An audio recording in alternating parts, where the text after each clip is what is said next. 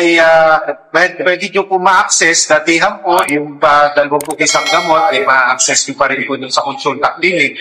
Pero yung 54 na karagdagang gamot po, pwede nyo na yung i-access sa lahat ng pharmacy, public man or private na accredited po ng PhilHealth. So ito po rin ay meron pong pagkakataon, meron pong capability na ma-avail nyo po sa iba't ibang parte ng bansa. Hindi lamang po kung saan po kayo naka-affiliate o naka-assign na Yakap Clinic.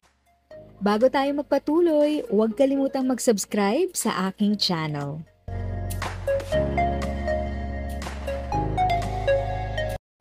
Thank you sa pag-click ng aking video. Good day po sa lahat ng mga nanonood. Sa mga bagong viewers at napadaan lang, by the way, I'm Tita Eda. Welcome to my channel. Ang channel na maghahatid sa iyo ng dagdag kaalaman tungkol sa government services, bagong mga balita at informative videos na galing sa legit na resources. Mag-subscribe na para updated ka. Magandang umaga po sa inyong lahat. Ang PhilHealth Gamot po ay parte ng ating Yakap na programa. Ang Yakap po ay yamang pangkalisigan para malayo tayo sa sakit. Ito ay primary care program ng PhilHealth para po mas maaga pa lang ay natutukoy na natin kung sino po yung mga nade-develop ng sakit, sino po yung potentially kung development cancer sa katawan, at yung po agaran natin malulinasan.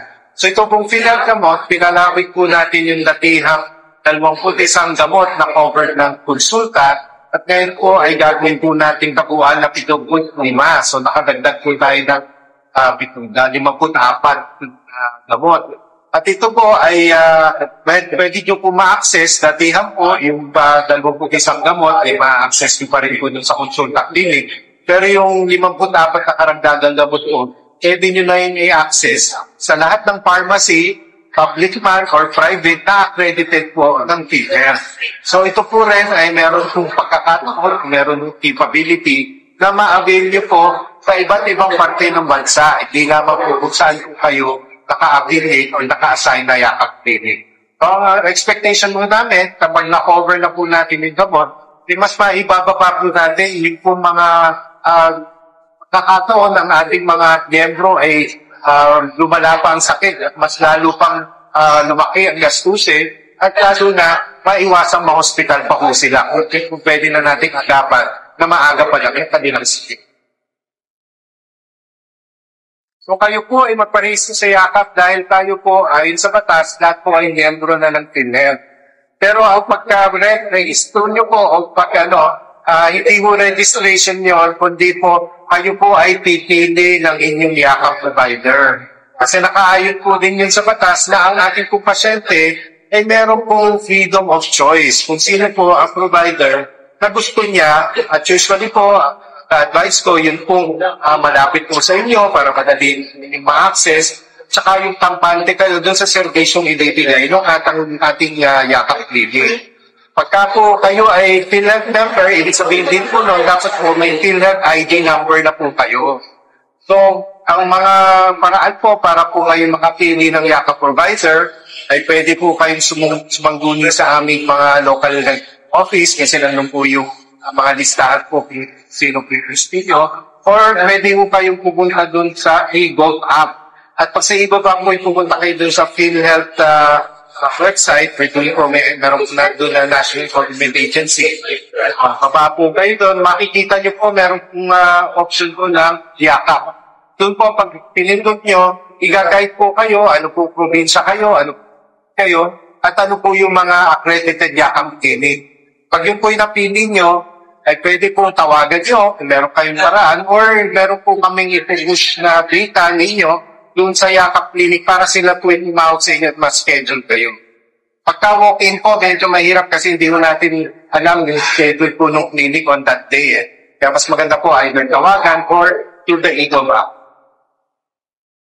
So, kababayan natin, kayo po ay gusto namin po talagang ilayo sa sakit. Ito ay ayon sa ulit po ng ating mahal na Pangulo. Dapat po maparamdam natin sa ating mga kababayan ang karig-aruga ng ating gobyerno. Kaya kayo po ay magpayakap na. Maraming salamat.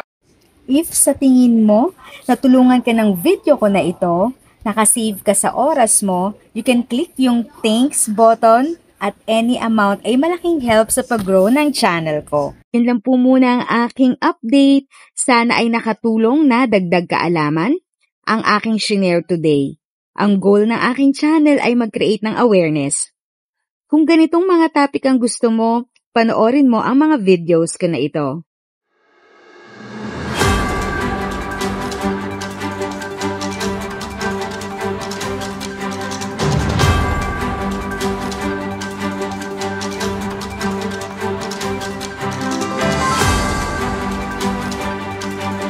Thanks for watching! Kung may kapamilya, kaibigan o kakilala sa tingin mo ay magiging interesado sa video, please share or tag sila sa comment section. At syempre, if nagustuhan mo ang video, i-like mo na ito at subscribe ka na din. As always, feel free to write your questions, comments, and opinions respectfully. And continue to be a blessing and stay safe!